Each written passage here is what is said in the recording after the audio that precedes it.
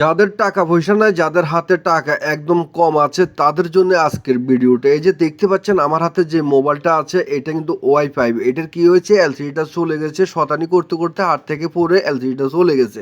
এখন এমন এক লোকের এই মোবাইলটা একদম গরিব মানুষ, তো দেখতে পাচ্ছেন আমরা এখানে একটা এলসিডি লাগাবো, কত বিল নিচ্ছে আপনাদেরকে পরে বলছি। কারণ হচ্ছে বর্তমানে তো এলসিডির কোনো নাই, গ্যারান্টি নেই। আপনি যেখান থেকে কিনবেন, ঢাকা থেকে, চট্টগ্রাম থেকে, কুমিল্লা থেকে, যেখান থেকে কিনেন এলসিডির কোনো গ্যারান্টি দেয় না। তবে আমরা একটা জিনিস কাজ করতে পারি, কারণ হচ্ছে এমন এক এই কোম্পানিগুলো এমন এক ধরনের সিস্টেম করে, মানে একই কোয়ালিটির এলসিডি একই মডেলের কিন্তু অনেক সিস্টেমে তৈরি করে, এক একজনে এক এক রেট দেয়। এতে করে আমরা সাধারণ জনগণ কিন্তু বিভ্রান্ততে পড়ে যাই।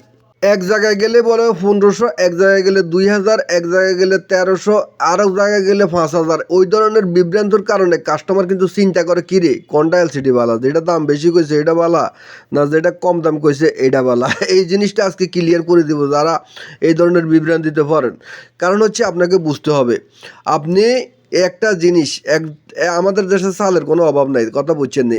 অনেক ধরনের চাল আছে, কোনো বস্তা 3000 টাকা, কোনো বস্তা 2500 টাকা, আর কোনো বস্তা হচ্ছে দেন আপনার 5000 টাকা। মানে চালের উপরেও কিন্তু নির্ভর করে আপনার দাম।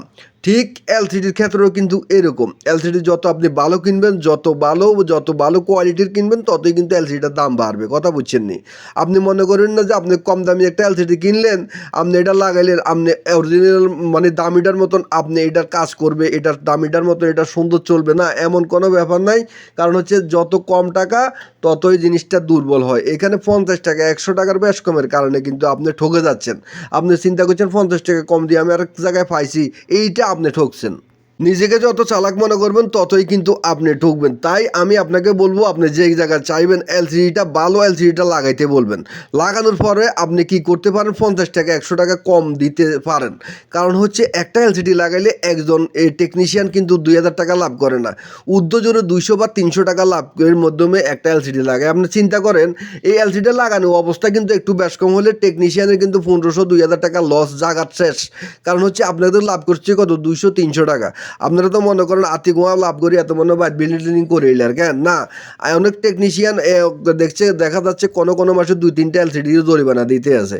পুরা মাসে ইনকাম করে যায় লাভ করবে, একটা এলসিডি লাগে যদি একটু বেশ কম হয়, যদি লাগানোর পরে সুতে আসে, যদি কাজ না করে, যদি এলসিডি কাঁপে, গাম লাগানোর পরে ওই সমস্যাগুলো হলে কিন্তু পুরা ড্যামারেজ কিন্তু টেকনিশিয়ানকে দিতে হয়। যারা এলসিডিটা বিক্রি করে তারা কোনো দিনও এগুলো কিন্তু জরিমানা দেয় না।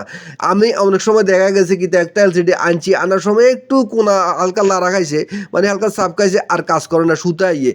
যখন আমরা ফিরে দিতাম গেছি দোকানদার কাছে, দোকানদার এইটা টোকায় ওইটা টোকায়, রেবনের ফাটা টোকায়, ব্যাকা টোকায়, ওই কোনাকুদুর বার করে দিয়েছেন কিন্তু হাঁটালেছেন আপনি। মানে তাদের কোনো উসিলার শেষ নাই, এগুলো কোনো গ্যারান্টি নাই। এইভাবে হাজার হাজার এলসিডি জরিমানা দিছি আমরা। আপনারা তো মনে করেন কি এলসিডি একটা 200-300 টাকাতে কিনে এনে আমাদেরকে 1000-1200 টাকা দেয়। কোনোদিনও এই কাজ করা যায় না রে বন্ধু। কারণ হচ্ছে একটা এলসিডি কিনতে হয় 1200-1500-2000-3000 টাকা দিয়ে, তো লাগাইলে আপনাদের থেকে কত টাকা নেয়। আর আপনারা সবচেয়ে ভালো জিনিস লাগানোর চেষ্টা করবেন, বারবার লাগাইলে বারবার আপনারই লস হবে। কারণ হচ্ছে যত কম দামি এলসিডি ততই কিন্তু দুর্বল। অনেক সময় কিছু এলসিডি লাগাইলে উপরে যখন আপনি টাচ করেন তখন দেখা যায় দাগ বসে যায়। আরে ভাই এগুলোতে একদম একদম খারাপ। কারণ আপনারা কম টোকান, আমরা কম লাগাইতে হবে, কারণ আমরা তো আর চুরি করে আনি লাগাইতে চাইতেন না, কথা বুঝছেন নি।